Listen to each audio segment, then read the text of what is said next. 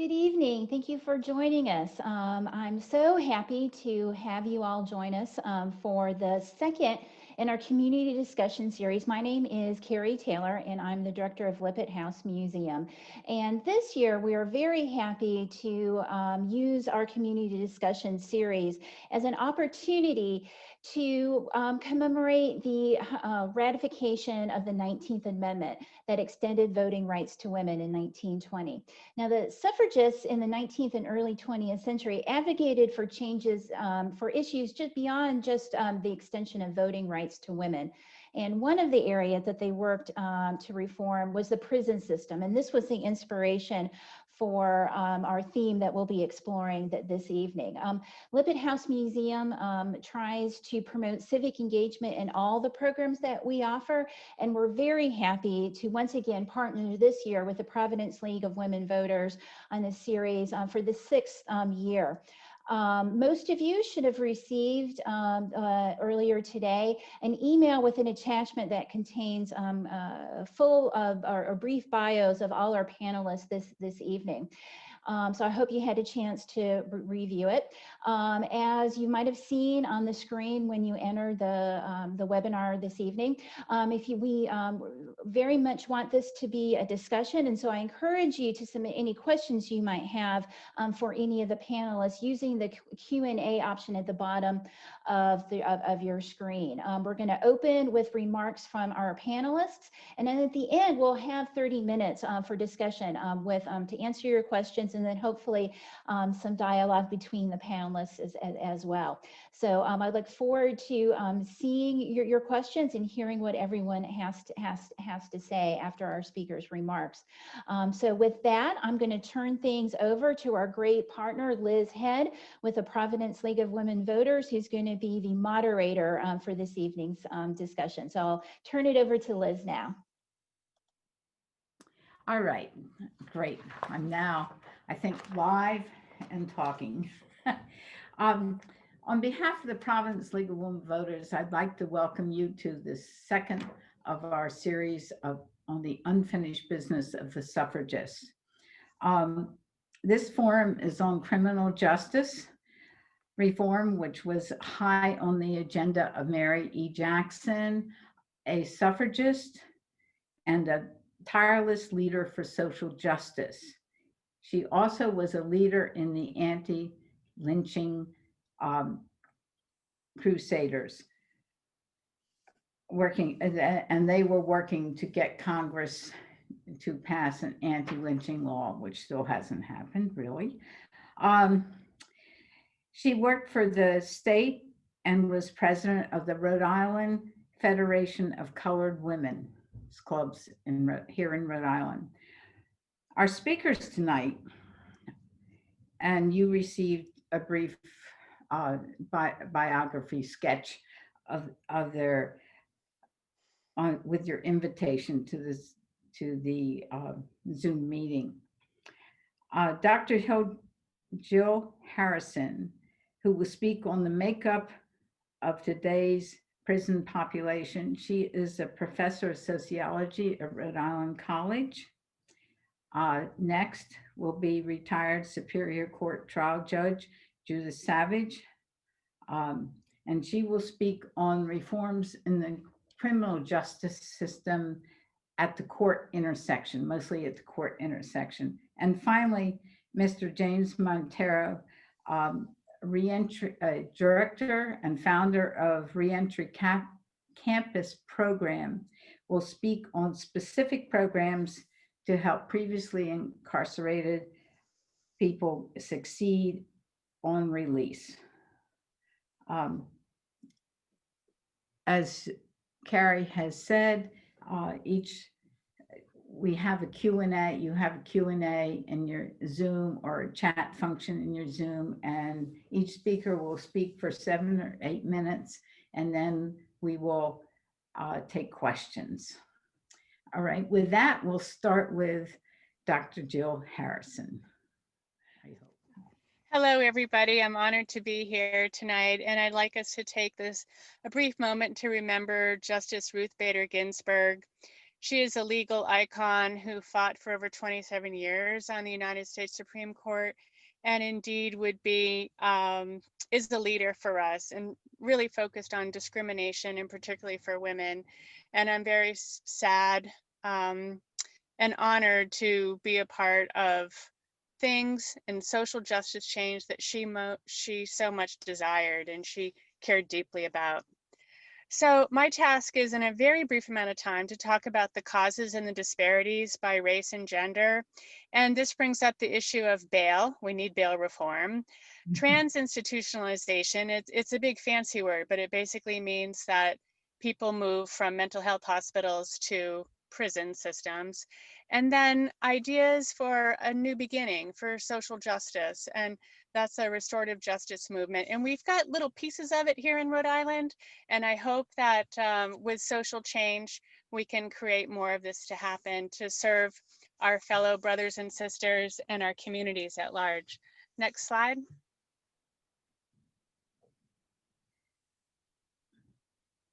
So the war on drugs is a big part of how I can explain the mass incarceration that has happened, particularly for people of color.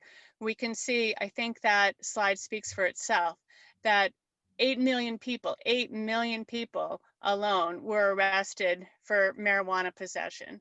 And when we look at the people who are most vulnerable and easy to get, the war on drugs have militarized and targeted inner city populations, particularly Black and brown people, and have disproportionately, they have entered the incarceration system.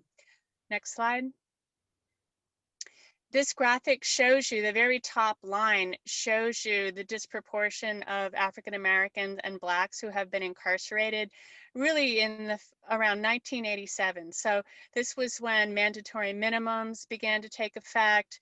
And also we had a mass influx of the war on drugs with lots and lots of police targeting people for crack versus powder cocaine.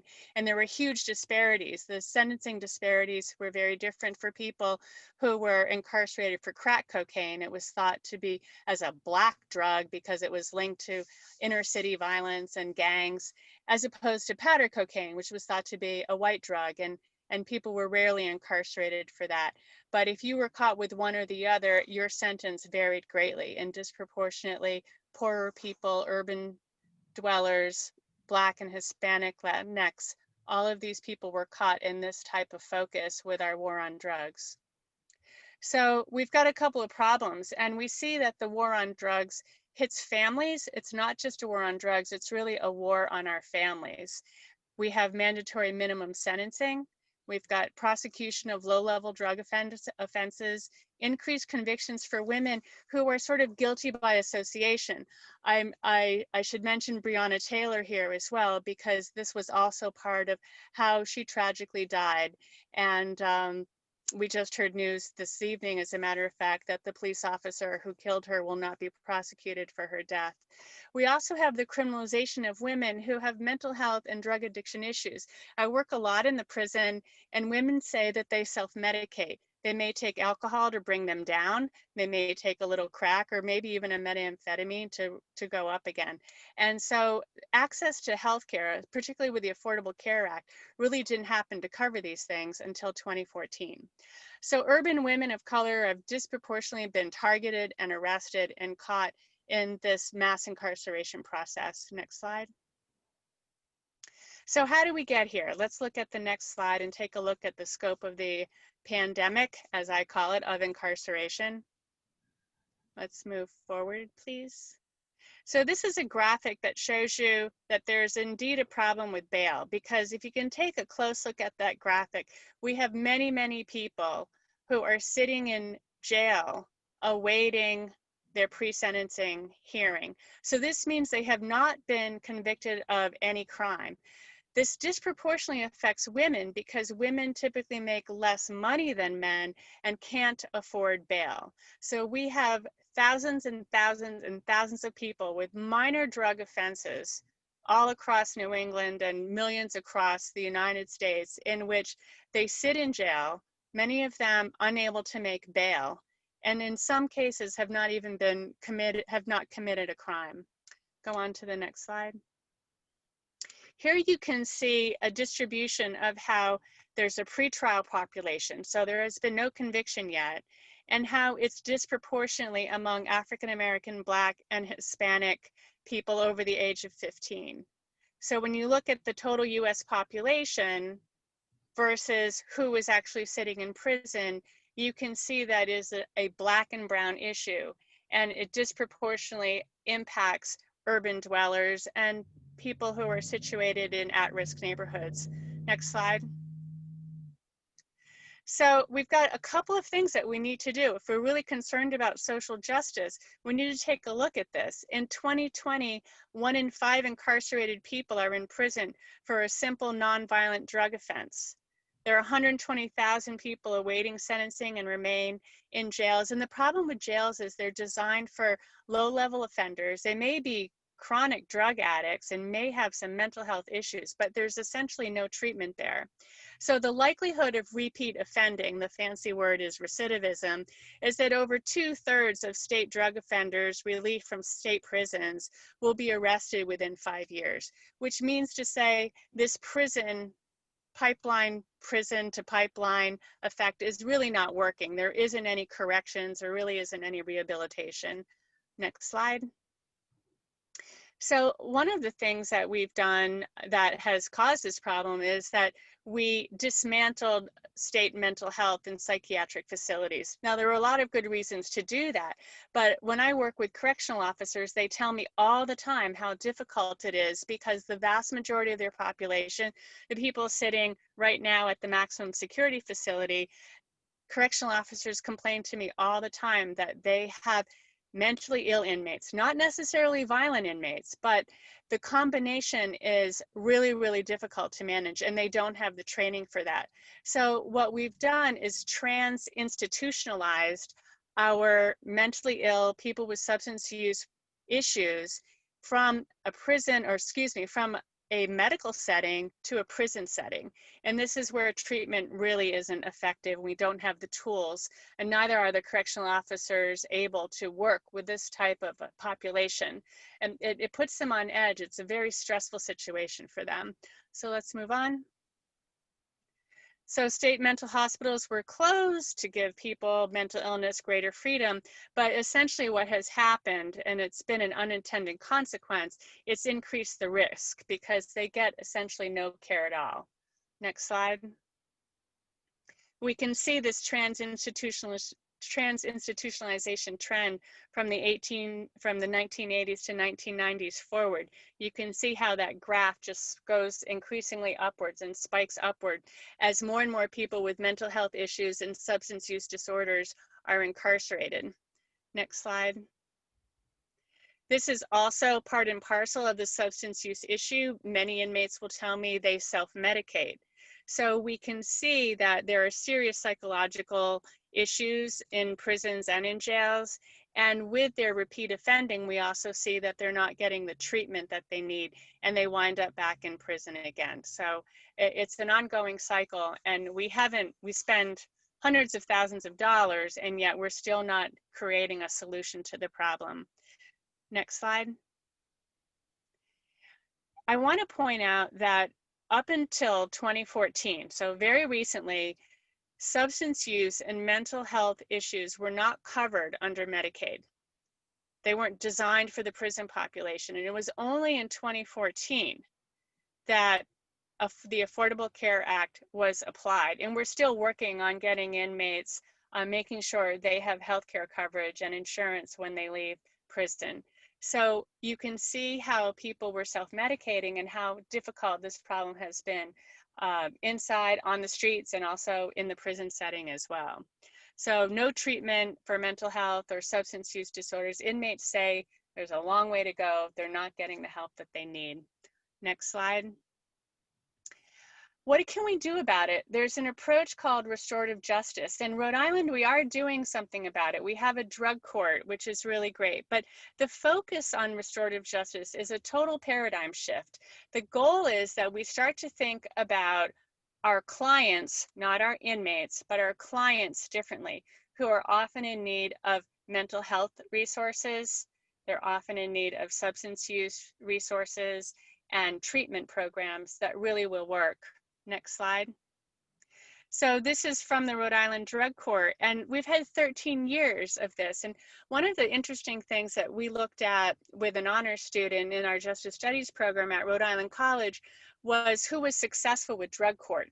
And what we found is that the men tended to be more successful with drug court because the women were always having issues with childcare, needing a babysitter, and not having transportation. So this is a diversion program. You're kept out of prison if you can follow all of the steps in drug court. And men were more successful, tended to be more successful than the women when we looked at that data. So these are some very simple things that we can do to help support a very worthwhile program like drug court. In Maine, for example, they have a different court for veterans. They know veterans suffer from PTSD, post-traumatic stress disorder, and there's a special court just for veterans who have committed crimes associated perhaps with their mental illness diagnosis. So there are lots and lots of programs that we could implement that would arguably be more successful than incarceration. Next slide. So my conclusion is that restorative justice promotes a culture of wellness.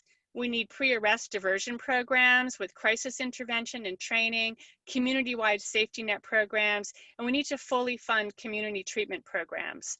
I would be remiss if I didn't mention police training. I'm also involved in that. It's incredibly important that police are trained in cultural sensitivity, how to deal with people who have disabilities, particularly people who may be on the autism spectrum, have crises, have post-traumatic stress disorder, and the mental health awareness counseling and training along with cultural competency goes hand in hand with more effective policing.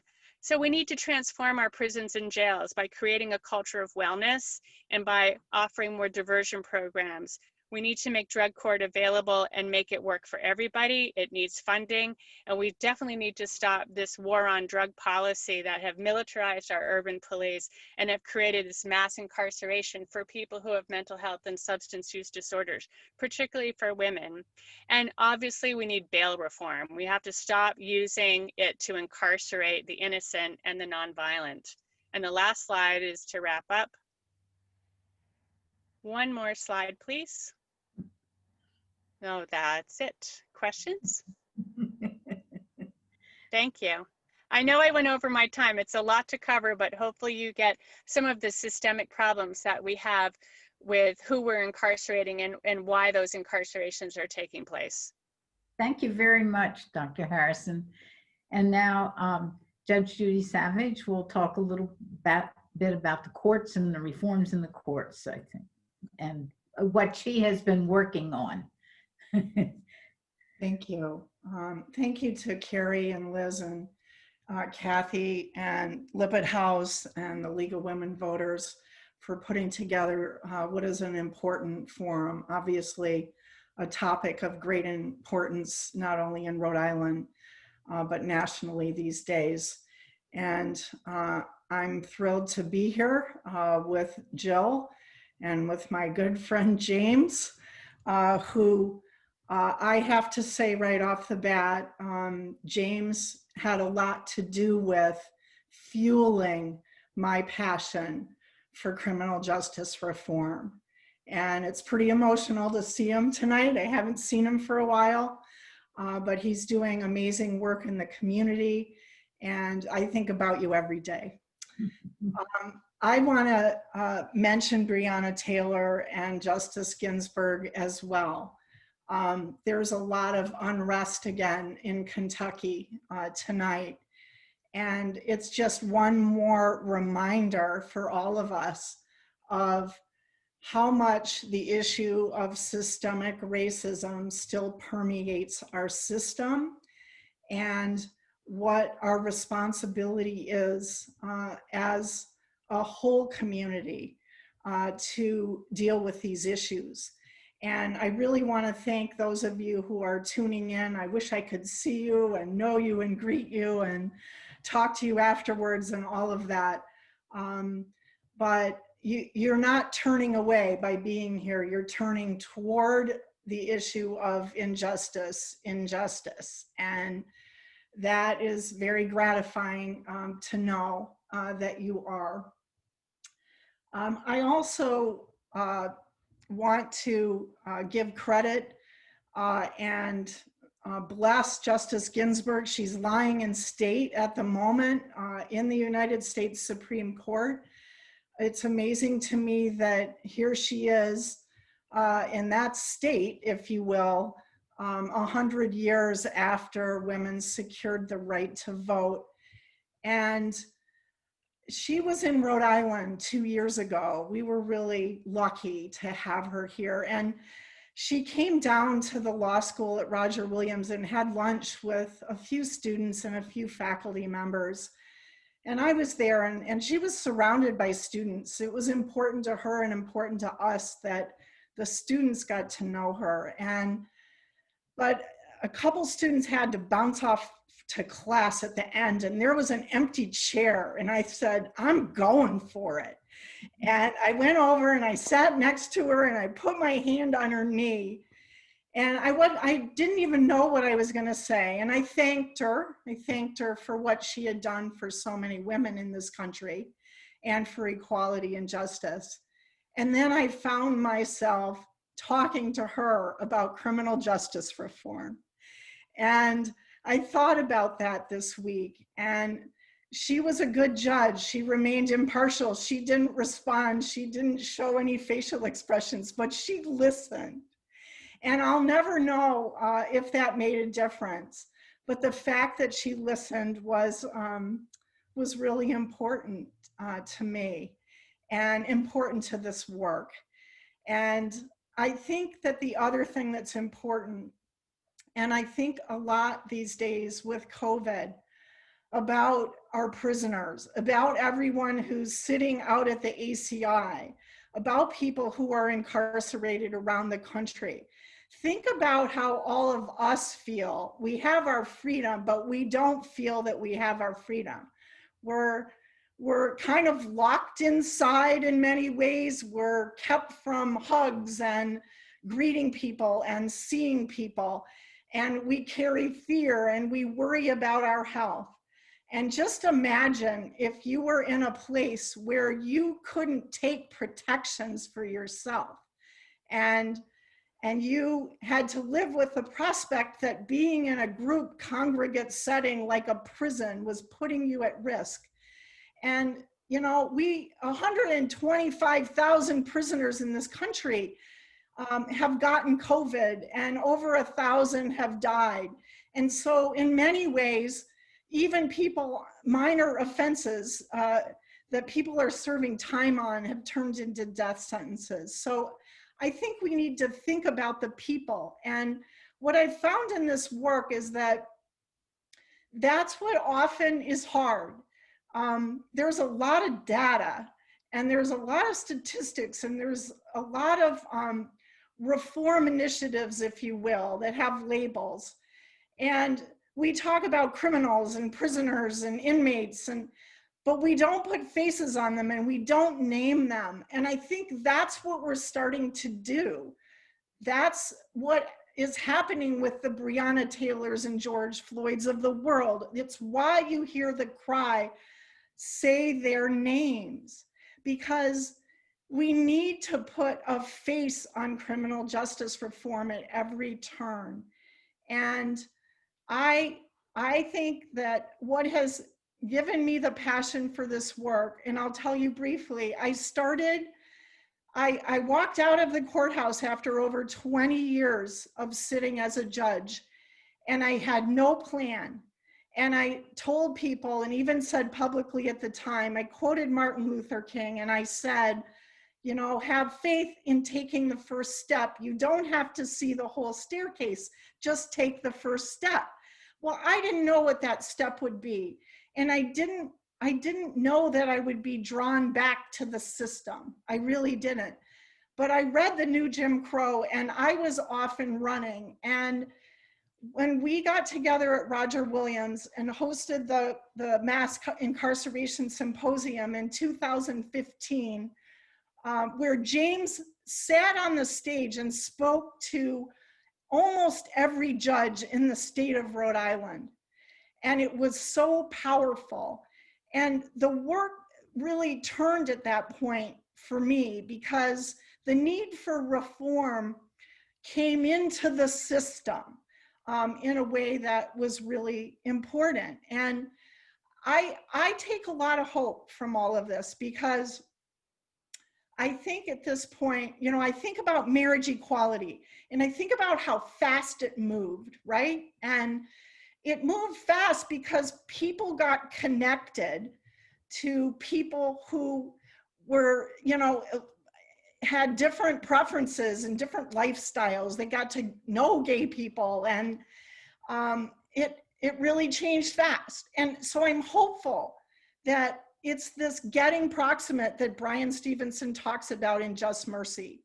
It's getting close to the issues. It's putting faces on them, and not just the faces of, you know, poor Black bodies on the streets. That's one aspect of our system, but the faces are going to have to be put on every aspect.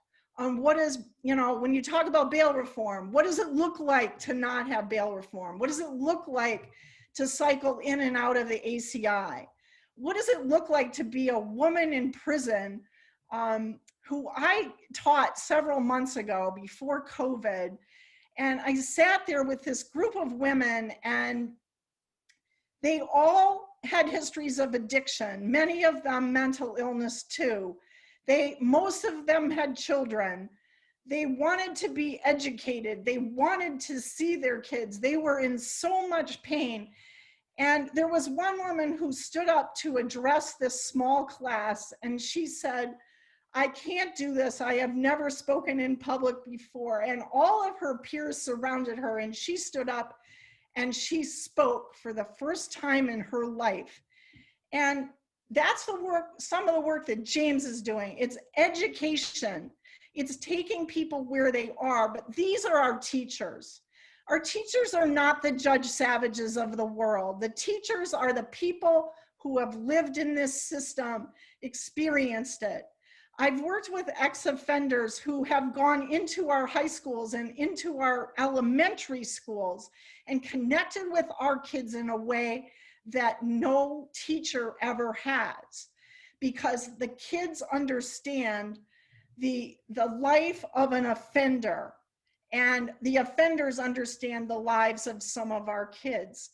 So we have to turn to some of those people in the community. Now, let me just talk a little bit about reform. What I learned in the process, you know, Jill just talked about the big picture data. When we did the symposium, the question I asked myself was, oh my God, that's the national data. I was scared. What's it going to be like in Rhode Island? What if we open our eyes? What is it going to look like? And I didn't know the answer. And with the help of researchers at the Department of Corrections, of all places, we looked at it.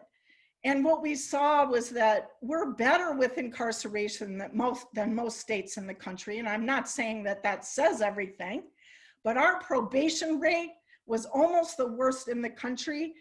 And what I started to learn when I got off the bench and into the community was what that meant to be on probation for not just 2 or 3 years, but maybe 10, 20, 30, 40 years. All the rights that you lose, all of the opportunities that you lose, how you are locked into our system of probation violation that just spins you back right into the system, how recidivism is driven up by that. And so we started with probation reform. And you know, I'm out of the courts, but I can tell you that I've looked at some of the data, and I've sat in on some of the proceedings. People can now terminate their probation. We didn't even have a way to do that, and a lot of people have. We have basically capped probation at 3 years for nonviolent offenses. It's a suggestion to judges, but it is often employed.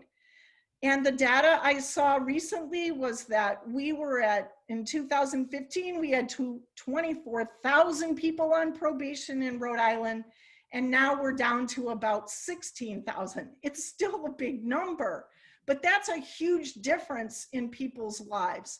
we have learned more about mental health that Dr. Harrison just talked about. The police are getting more training in mental health, and hospitals are paying attention, because what happens is when people act out because of mental illness, they either get arrested or they get taken to the ER. If they go to the ER, they're lucky if they get, a few hours of care, and then they're back on the street and a lot of the behaviors start again, and then they may well be arrested. And whether you get treatment or whether you are arrested sends you down a path potentially of destruction if it's the arrest path. And I just want to mention a new book by Dr. Christine Montross, who's a psychiatrist at Butler, who embedded herself into prisons across this country and has written about mental health in prison, and it's called Waiting for an Echo. And Waiting for an Echo is based on a kid standing on a chair in a juvenile facility and shouting into a grate on the ceiling to try to communicate with another child in the same facility. Waiting for an echo is waiting for human contact. We are doing some restorative justice things. I think we've made a lot of progress with juveniles. And one of the things that we're doing is restorative practices in the schools. I went and got trained. I'm not a teacher, but I wanted to know about it.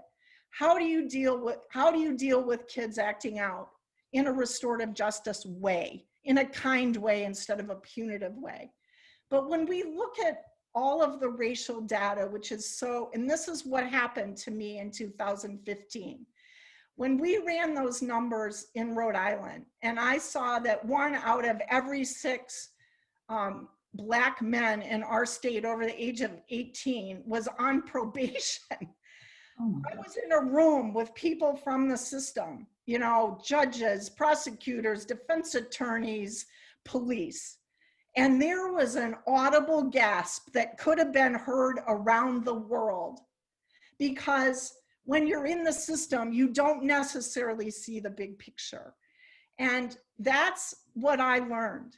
I did justice the best I could every day, but I didn't see the big picture, the 10,000 foot view down that shows the system. But people who have lived it, our Black communities, our brown communities who've lived it every day, none of that was a surprise, right? And it's often said that people in white communities don't know anyone who served time, and people in Black and brown communities don't know anyone who has not. And that's the divide. That's what we have to, that's what the movement's about. That's what the protests are about. It's about getting rid of our history of colonization and slavery and oppression that has fueled this system. And we collectively need to do that. We all need to take ownership. I put up my hand. I was complicit in this system. In retrospect, I contributed to mass probation in Rhode Island, mass incarceration in Rhode Island. And the only good thing is that my eyes were open, my heart was opened. I have met people and dealt with people and want to help fix this. And I know there are a lot of allies, but every single member of the community owns a piece of this. And that's, I think, the message I want to leave you with tonight. Thank you very much. And thank both of you. And now, Mr. James Monteiro, are you? Yes. Wow. I always get emotional when Judge Savage speaks. She has I told her this a while ago, she has a roar. It's like a lion that roars and you have to listen. And I'm honored. I'm honored to be here with Dr. Jill Harrison and Judge Savage, to be on this panel and to be asked by the Women's League of Voters to be on this panel. My mother, this is just the thing that she would have wanted me to be involved in, and it's just the thing that she would have been involved in. My mother was abused when I was younger. I was actually born in Germany. She escaped from my father. She brought us to this country when I was 1 year old. I was born in the military. My father was a major in the army. And we pretty much grew up without too much guidance and direction, because unbeknownst to me, my mother was going through her own issues of depression from not being with my father anymore. But I did watch my mother, we grew up in the same sex relationship home. My mother was somebody who worked in the women's battered shelter. She's somebody who was on the front lines of the women's rights movement in the 70s. I used to watch her on the news. What do we want? Women's rights. What do we want? When do we want it? Now. That was my mother. She took me to poetry shows. She hung out at the International House. My mother would have loved to see me being involved in this. She passed 2 years ago, but I'm honored to be here in this place right now, because this is right where my mother would have wanted me. So having said that, for me, I'm somebody who dropped out of school in the 8th grade. And it's crazy, because when my mother used to drag us to these places, I was like, oh God, I don't want to go. I don't want to go. And my friends used to make fun of me. But everything that I used to hide and was embarrassed about my mother is exactly what I've become today. Today, I am on the front line speaking along with individuals like Judge Savage. And to me, I couldn't be more honored to be here today, because it makes me feel good because of my I dropped out of school in the 8th grade. I moved out of my mother's house. I moved in with an older woman. She kissed me on the mouth. She blew crack smoke into my mouth. And it wasn't long after that that I became addicted to drugs. So when I look at the bell curve, I know that in 1987, when it started to go up, I was one of the ones that started to enter the prison system. And I remember sleeping on the hallways. I remember sleeping on mats. I remember all of us just being overcrowded inside the prison system. The first time I was incarcerated, I was like, I'm done with this. I want nothing to do with this. But upon release, I had nothing but an 8th grade education, nothing to stand on, and always ended up being recycled in and out of prison because of addiction and because of my inability to enter the workforce. I always say this, it's one thing to be locked in prison.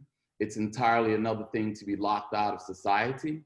And that's what we're doing with a lot of individuals now that are coming back home to society, that we know that had they been arrested in this time right here for the addictions and the mental health issues that we now know that this is what this is, right? They probably wouldn't have the issues of long probation periods that they have, or they probably wouldn't have the issues of criminal backgrounds that prevent them from entering the workforce that we have here in Rhode Island that is rapidly changing. The last time I was incarcerated was Baltimore, Maryland. And the epiphany for me was watching and seeing an article about Andres Iraga, who he became my mentor, who got out of prison here. He went to Brown University, he got his undergrad, then he went to Yale Law School and got his law degree from Yale. And to me, it just stood out that more money, more education would equal more money, would equal more freedom, and not necessarily physical freedom, but it would provide me with choices, freedom of choices. And by me not having education, I left myself with little to no choices every time I was released from prison to get something beyond a dishwashing job, or maybe I would have gotten lucky and been able to work in a warehouse, which never would have provided me with a sustainable living wage that would have allowed me to take care of myself, never mind a family and children. I can only imagine what it's like for a mother who comes home to her children who cannot enter the workforce because she's not prepared or been properly prepared to do so. I went back to school, I got my GED, I got my associate's degree, and then I got my bachelor's degree from Roger Williams University. And from there, I pretty much haven't had to look back since. I have what I like to call true freedom now, and I have freedom of choices. So we created the Reentry Campus program because once you have freedom, it's only right that you would want that for somebody else. We have a situation right now that 30% of the population in Rhode Island has criminal convictions. That number is actually higher in areas such as Providence, Pawtucket, Central Falls, and Woonsocket. Those numbers are actually higher. And we have a situation where, as though our governor has told us that by 2025, she wants everybody in the state of Rhode Island to at least have some sort of post-secondary educational credential, because she knows the opportunities in employment and how the economy is changing. Rhode Island has seen the biggest shift away from manufacturing jobs in the country. Our factories are turning into condos, and more there is a huge skills gap between the people who live in Rhode Island and the people who are native to Rhode Island and the people who are working here. The people who are here, especially Providence, Pawtucket, Central Falls, and Woonsocket, and who are being released from the prison system, are not properly prepared to enter the workforce, to enter the new economy. So we have a lot of people from Mass and New York coming here, and they're the ones that end up with these jobs, which is causing a homelessness problem, which is causing a more and more dependence on social services, which is really, it's bleeding society. I think the Department of Corrections has done a better job than most, especially now. Will Jackson from the CCRI program has done a tremendous job. College Unbound is in the prison system. We are in the prison system, and we understand now that there needs to be some way to properly prepare people for what is to be their inevitable release. These people are coming home to society. How are we going to prepare them to enter? How do we want them to re-enter society? Again, I say it's easier to be locked up in prison sometimes. And the reason why I say that is because everybody's pretty much on the same playing field. The hardest thing to do is to come home and not be able to fully participate in society because you've been locked out of it. And more, that's what's happening in Rhode Island because of the huge skills gap that we have. We need to do a better job of preparing these individuals. We've come this far, and as Judge Savage says, I think we can go so much further. I don't have too much else to say. Again, I just want to thank you for having me, and if there's any questions, thank you. Thank you all very much. Carrie, I'm hoping that we have some questions. We ought to give everybody a couple minutes to type their questions in. I'm sure we must have some. Yeah, we do. So I'll read the first question we have from an attendee, and he writes, what about doing away with the guilty plea? Make every criminal charge go to trial. Prosecutors could no longer coerce guilty pleas, but would have to only bring charges they thought they could prove.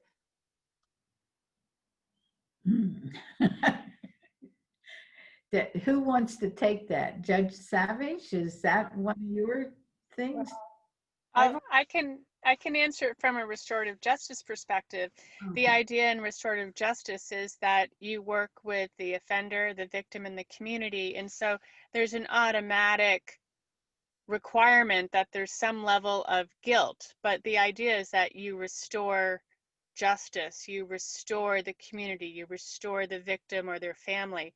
So even in serious crimes like rape and murder, some countries have done really well where it's not bogged down in trial. With a restorative justice approach, there's an automatic guilty plea. Otherwise, you don't get the options that diversion programs would allow you to pursue in that type of a model. So it's a very different approach about homeostasis and restoring balance for all three, as opposed to guilt or innocence. And I'm sure Judge Savage has more to say on that. Well, I think restorative justice is something that we really need to wrap our heads around as a community. It requires the community to really do restorative justice on the scale that we're talking about. would require huge training and an investment of time and talent on the part of the community. But I was really affected reading about an indigenous community in Canada in Hollow Waters.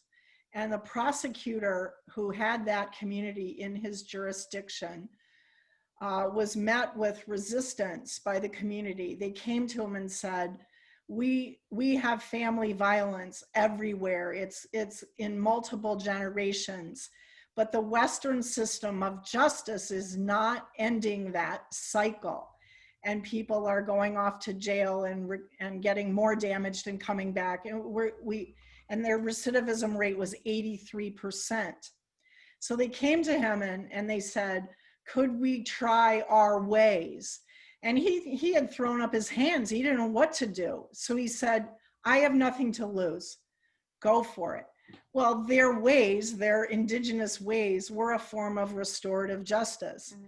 And they would get the offender and the victim together separately at first. The community would work with each. And only when they were ready would they come together. And ready meant acceptance of responsibility, remorse, and forgiveness.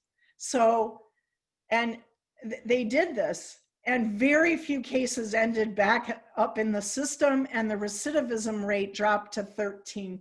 Wow. So we could do it, but it requires, like I said, a huge investment and a huge mind shift in how we do criminal justice. I think that we should try. I do. And in terms of the question about plea bargaining, I've often said that if at one moment in time, everyone walked into the Superior Court simultaneously and said, I want to go to trial, the whole system would collapse. Our United States Supreme Court has blessed plea bargaining on several occasions because the thought of doing away with it or declaring it unconstitutional, I think to the court seemed like it would be chaos, right? How do you resolve these cases? So you need a different model. And we resolve way too many cases through plea bargaining. I should have touched on the courts that I read about in the paper. I don't have any direct knowledge, but our Supreme Court's recent initiative where they focused on equality of justice, and they've created a steering committee of judges to deal with issues of systemic bias and racism in the judicial system. And that's a big step. It's about 12 people on the committee. Most judges of color, retired or active, are on it. And one of the potential issues which came up nationally in the whole consortium of state judges and Supreme Courts nationally was plea bargaining. And some of the other issues that this committee may address, they have to decide what are their priorities. But they include fines and fees, which are exorbitant and often lead to incarceration. Jury service, which is closed to people who are still on probation, closed to people who are incarcerated. Digital access, language barriers. Community engagement, I think, is a big one. There needs to be the kind of dialogue that we're having. The court needs to step out, if you will, into the community, in my humble opinion. Expungements, we've had huge battles over expungements in Rhode Island. There's been some loosening of expunging past criminal record. Simplifying court processes. What else? And racial justice and implicit bias training for judges. So those are some things. I would note that reentry isn't on the list, James, but maybe it should be.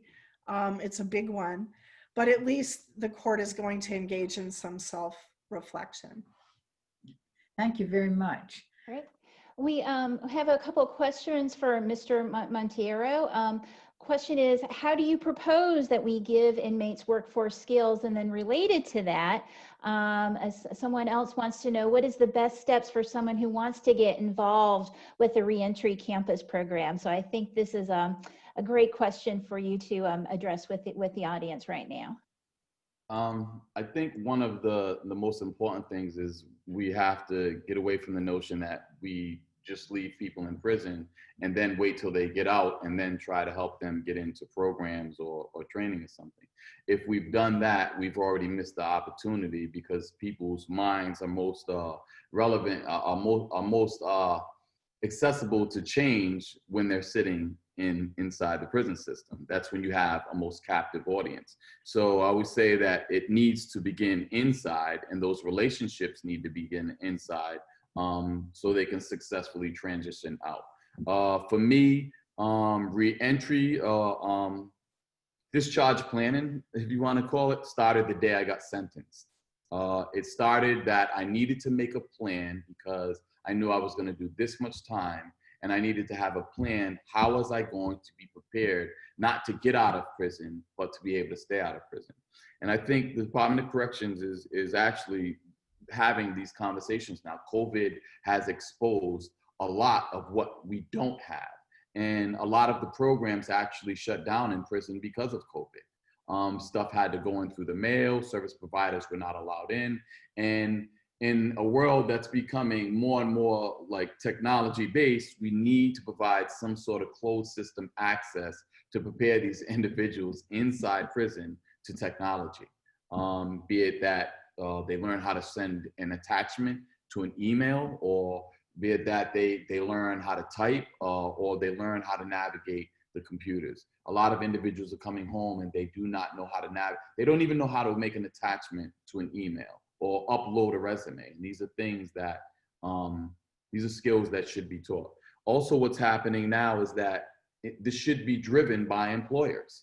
What are major employers that are coming to Rhode Island, and what are the positions that are growing, and how do we bring this and put these employers together with the Department of Corrections to design some type of training program that prepares them for the jobs that we know were coming, that we can't get filled with the population that we have here.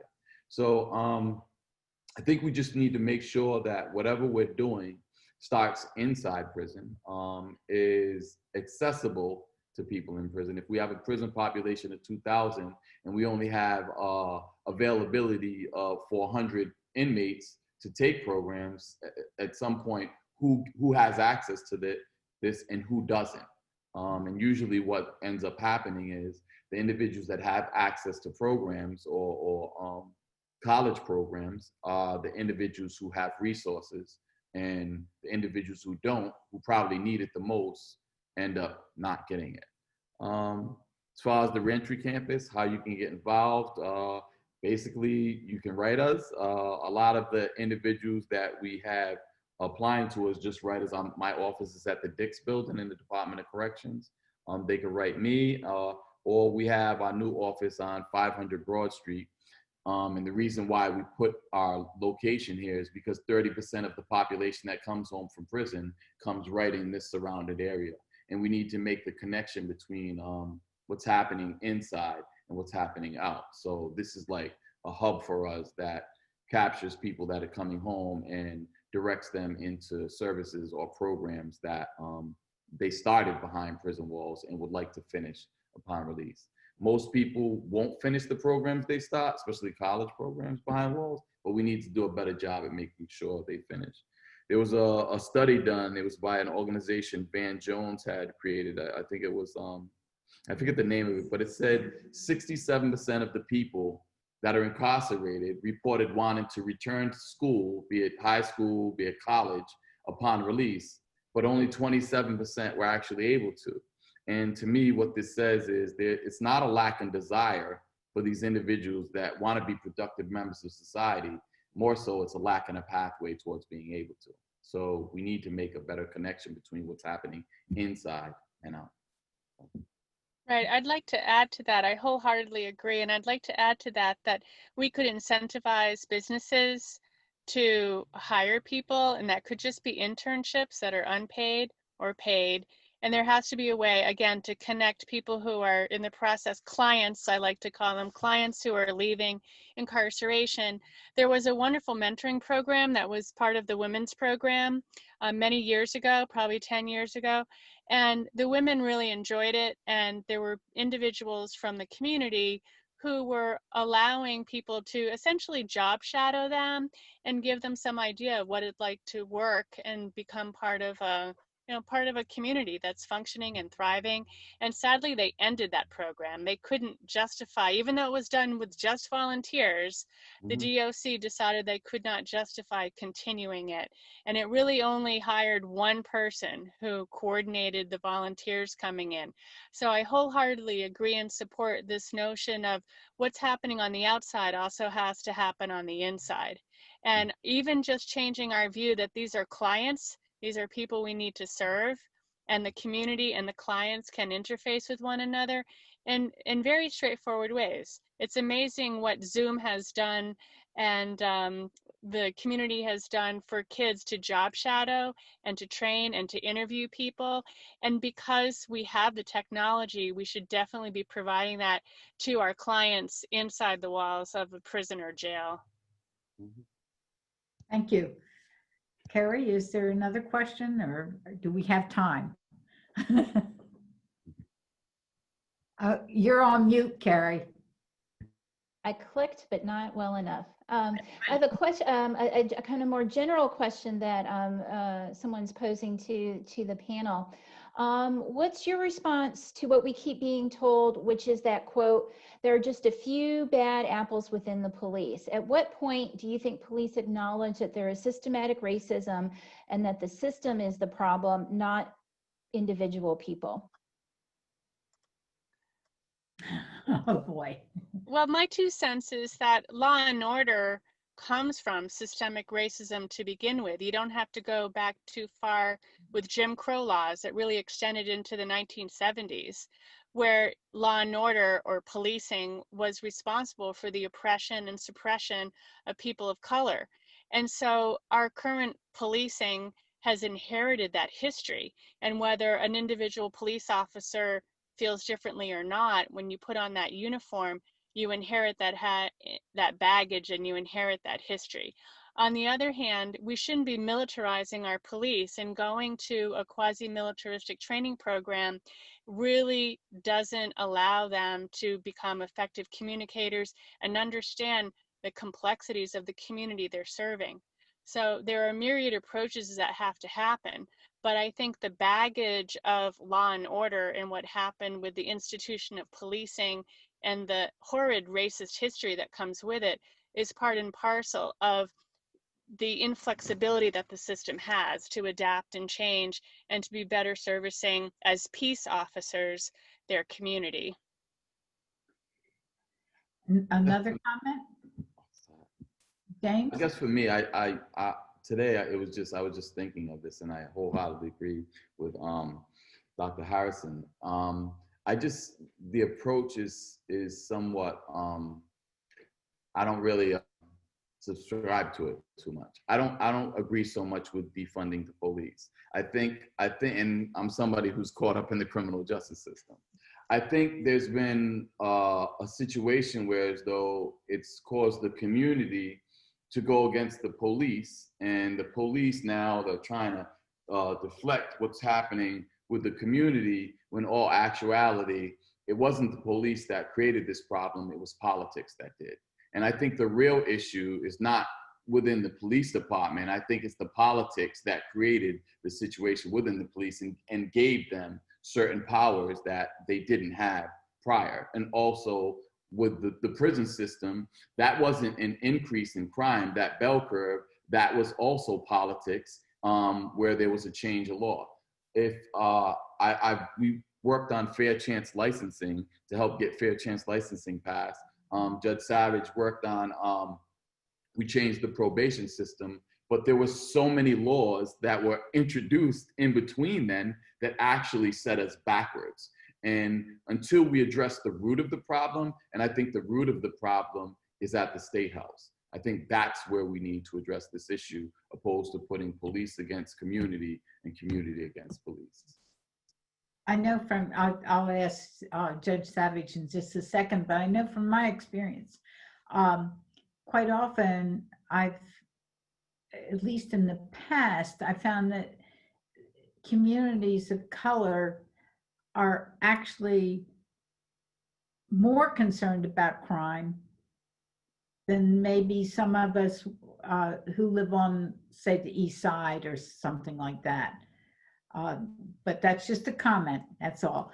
Judge Savage, do you have anything to add to? Just on that point, Jill Leovi, who's a reporter for the LA Times, wrote a book, and she talks about the problem with over-policing and the problem with under-policing. Yeah. So, you know, there is two sides of that coin. I think that we have been made to be so divided, and I worry about that in solving problems. I think, you know, it's hard because when you feel that there's injustice, you know, you need an enemy, right?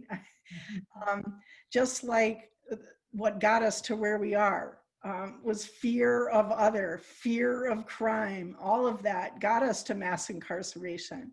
So we need a whole new paradigm. But one of the things that I think we need to start focusing on is why we are so punitive. And, you know, you talk to people from other countries and they say, well, you have mass incarceration because of slavery. Like, to them, it's very obvious, but I'm not sure it's as obvious all the time to us. And there is systemic racism baked in, and it goes hand in hand with our history. We are a history of oppressors and oppressed. That's what we are. It's in our DNA. Probably epigenetics will show that it's really in our DNA. And we have to make a decision as a society that we no longer want to be punitive and vengeful, and that we want to collectively deal with systemic racism at every stage of the system. One of the things that frustrates me, and that I think that really stands in our way, is that the criminal justice system is divided into segments. It's policing, then it's prosecution, you know, it's the courts, it's corrections.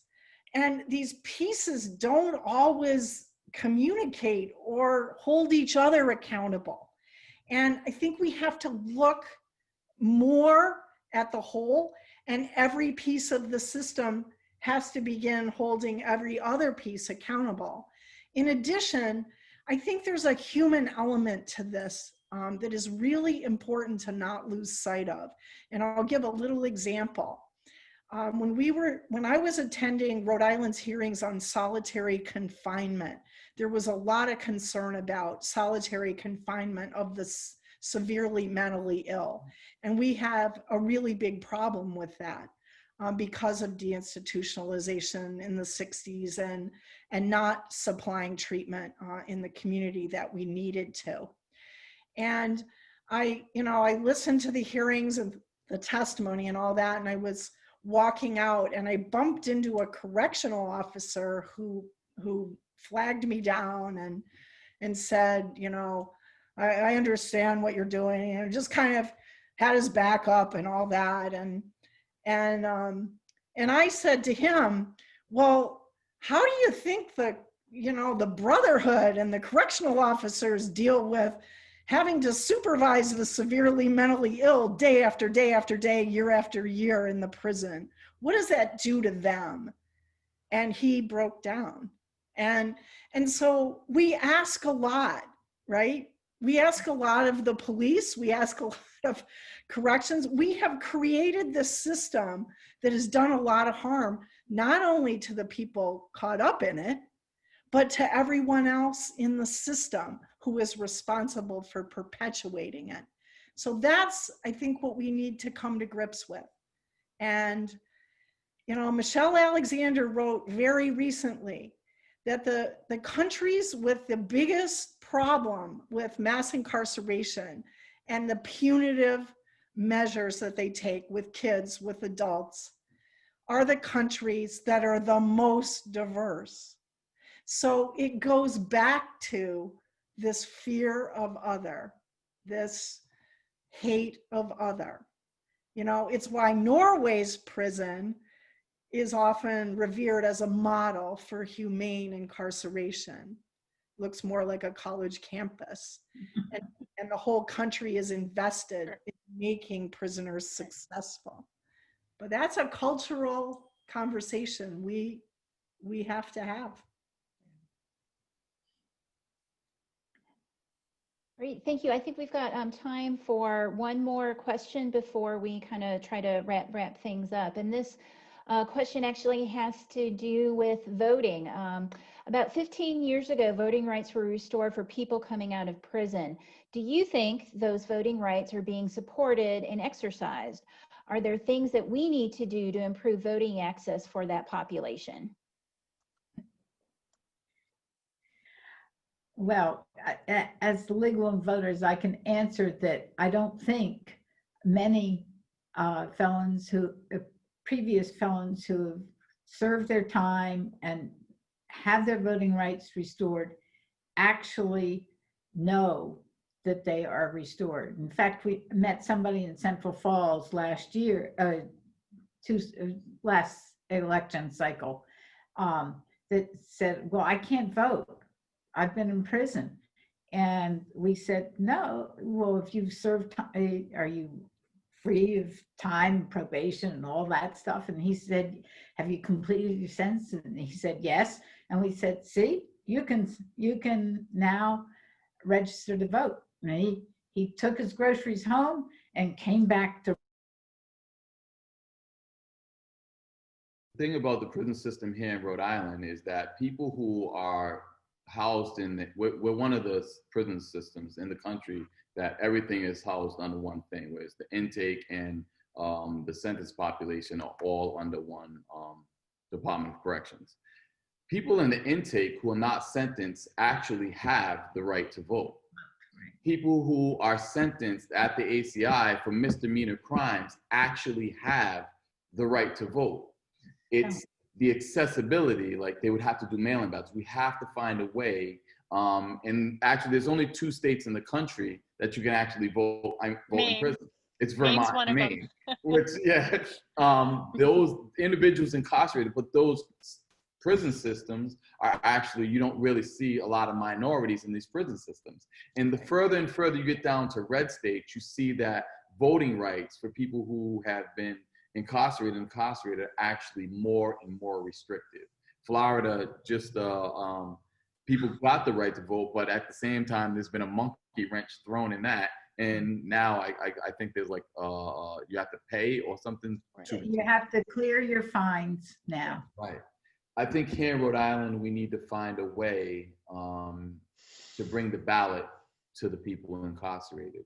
And if we can do that, I don't know how we would do it. And more information, with more information, you'll start to see people more engaged in the process. But people don't understand the process. People don't even know they have the right to vote because we're not really providing them with this information. Okay, job for us. I just said a job for us. Great. Well, I think that's a great word, what Mr. Monteiro just said about taking action. And that's really what we hope this community discussion will do, is kind of prompt people to not only be more informed, but then actually take action. And when I was looking at the questions offered by the attendees, many people wanted to know what they could do. What are the next steps about these issues that all of our speakers have raised? And I was hoping, if I can talk to the panelists right now, that if you have resources that might help people either get more informed or be able to take action locally here in Rhode Island, if you send those resources to us, then we can distribute it to tonight's attendees to kind of help people take what the topics that you all discussed this evening and be able to make a real change. It seems that there's obviously need, and action that needs to be taken on many fronts. And so if you can share, once again, be generous enough to share your expertise, we will pass that along to our audience. So I just wanted to take this time to thank all our friends at the League of Women Voters here in Providence, as well as all our speakers. And of course, I need to plug our next session is going to be the third and final one. And it is going to be next Wednesday, September 30th, and it's going to be about the fight for a livable wage. Once again, kind of echoing back to the suffragists' activism for equal pay for equal work. Obviously, that is an issue that Justice Ginsburg was revolutionary in, but there is still more work to do. Liz, do you have some final remarks? Well, I would like to say, since you pointed out about equal pay for equal work, it was something that the suffragists from Elizabeth Buffum Chace all the way through have always said was needed. They worked with the mill workers and the women were getting less pay, much less pay than the men.